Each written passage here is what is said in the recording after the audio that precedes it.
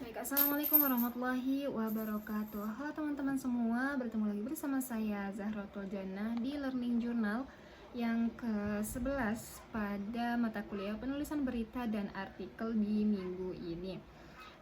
Sebelumnya mohon maaf ya kalau misalkan banyak suara-suara atau bising karena di sini deket sama peternakan hewan ayam angsa gitu. Jadi suaranya agak kedengeran. Untuk materi di minggu ini tuh disampaikan oleh kelompok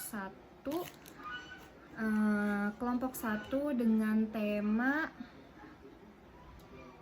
strategi efektif dalam penyusunan, penulisan, dan publikasi artikel ilmiah. Langsung saja teman-teman,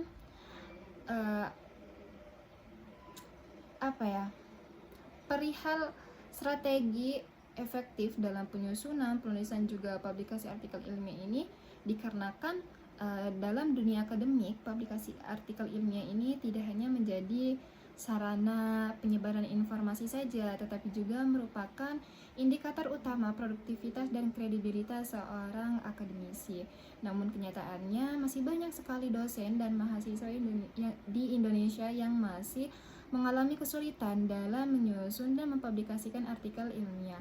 Hal ini disebabkan oleh beberapa faktor, diantaranya minimnya pelatihan atau pendampingan serta belum optimalnya penggunaan teknologi pendukung seperti reference manager dan alat deteksi plagiarisme. Kemudian teman-teman, pembahasan inti dari materi ini yaitu tentang penyusunan artikel ilmiah, penulisan, serta publikasi artikel ilmiah. Mari kita bahas satu-satu mengenai yang pertama, penyusunan artikel ilmiah. Penyusunan artikel ilmiah itu merupakan langkah awal yang sangat penting dalam proses publikasi. Struktur standar yang digunakan adalah introduction, metode, result, dan diskusi. Kemudian penulis juga perlu menyusun judul yang ringkas namun mencerminkan isi dari artikel secara tepat.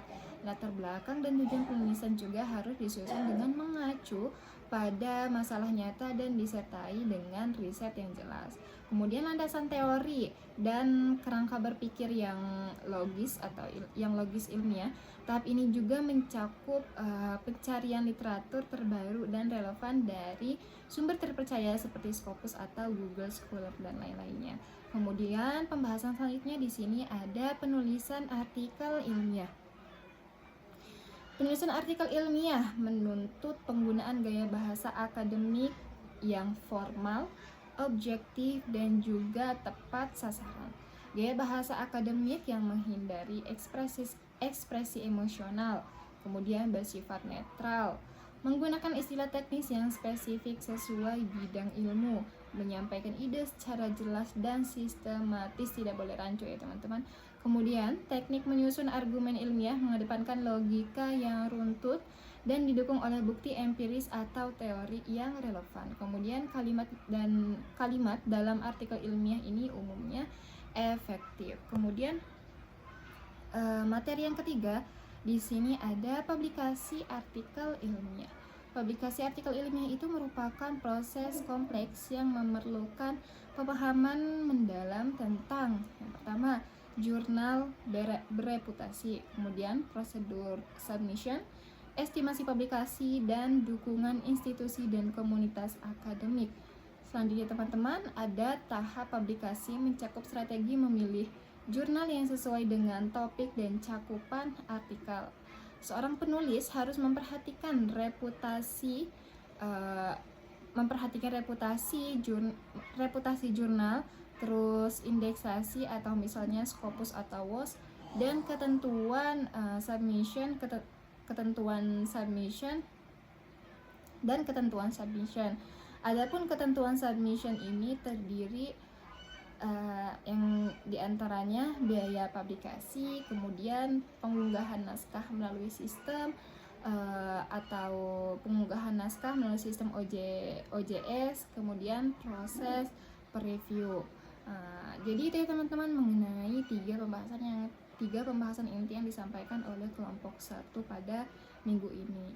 Jadi untuk kesimpulannya adalah Dari pembahasan yang telah diuraikan dapat disimpulkan bahwa strategi penyusunan dan penulisan artikel ilmiah yang efektif membutuhkan penguasaan struktur ibrat, teknik penulisan akademik yang tepat, serta kepatuhan terhadap etika ilmiah. Keberhasilan publikasi juga sangat bergantung pada pemilihan jurnal yang sesuai, serta kesiapan seorang penulis dalam menghadapi proses editorial dan juga revisi. Pelatihan penulisan dan pemanfaatan teknologi seperti reference manager, pengecekan tata bahasa, dan alat deteksi plagiarisme terbukti mampu meningkatkan kualitas artikel secara signifikan, khususnya di Indonesia ini. Strategi yang komprehensif dan terintegrasi yang melibatkan kemampuan teknis, pemahaman etika, serta dukungan institusional sangat diperlukan untuk mendorong peningkatan kualitas dan kualitas publikasi artikel ilmiah dari kalangan akademisi Indonesia. Jadi itu ya teman-teman mengenai pembahasan yang disampaikan oleh kelompok 1 di minggu ini. Mohon maaf ya kalau misalkan penyampaiannya agak kebelibet.